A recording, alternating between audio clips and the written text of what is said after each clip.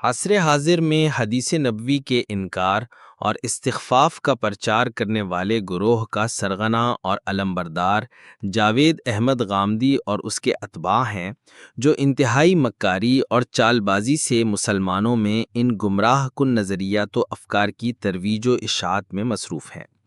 یہ لوگ بھی حدیث نبوی کا صراحتاً انکار تو نہیں کرتے، لیکن ان کے اجتہادات اور مستنبطات کو دیکھا جائے تو پہلی ہی نظر میں معلوم ہو جاتا ہے کہ وہ حدیث و سنت کے انکار پر مبنی ہیں۔ مثال کے طور پر اس گروہ کے چند امتیازی اجتہادات پر نظر ڈالیے اور پھر دیکھیے کہ ان کے پس پردہ کون سی فکر کار فرما ہے۔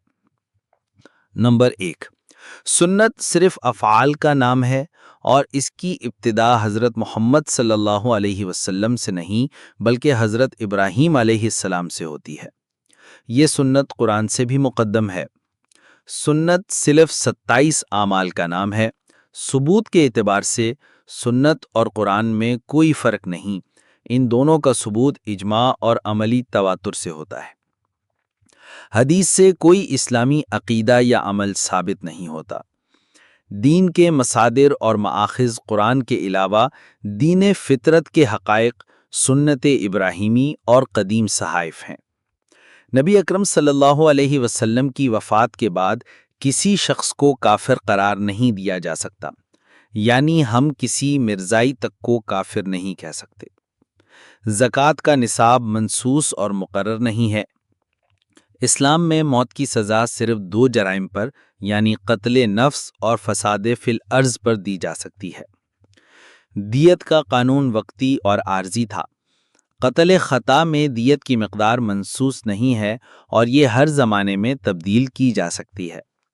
عورت اور مرد کی دیت برابر ہوگی۔ عورت کی گواہی بھی مرد کی گواہی کے برابر ہے۔ مرتد کے لیے قتل کی سزا نہیں ہے۔ شادی شدہ اور کنوارے زانی دونوں کے لیے ایک ہی حد یعنی 100 کوڑے ہے۔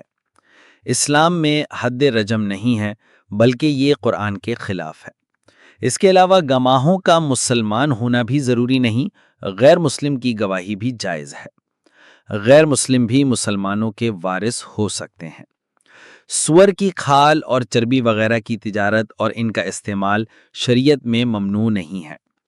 عورت کے لیے دوپٹہ یا اوڑھنی پہننا شرعی حکم نہیں۔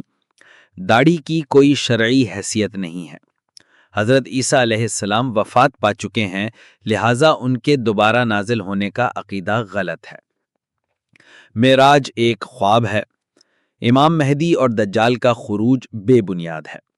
یاجوج و ماجوج اور دجال سے مراد مغربی اقوام ہیں۔ موسیقی، گانا بجانا اور رقص و سرود بھی جائز ہے۔ گلوکاروں کا وجود بھی ضروری ہے۔ عورت مردوں کی امامت کرا سکتی ہے۔ اسلام میں جہاد و قتال کا کوئی شرعی حکم نہیں۔ کفار کے خلاف جہاد کرنے کا حکم اب باقی نہیں رہا اور مفتوح کافروں سے جزیہ لینا جائز نہیں ہے۔ ان امور و مسائل کو ملاحظہ کرنے والا ہر شخص اسی نتیجے پر پہنچے گا کہ ان کی تہ میں انکار حدیث کا نظریہ اور اپنی تشریح و تعبیر کو سنت نبوی پر مقدم کرنے کا فتنہ ہی کار فرما ہے۔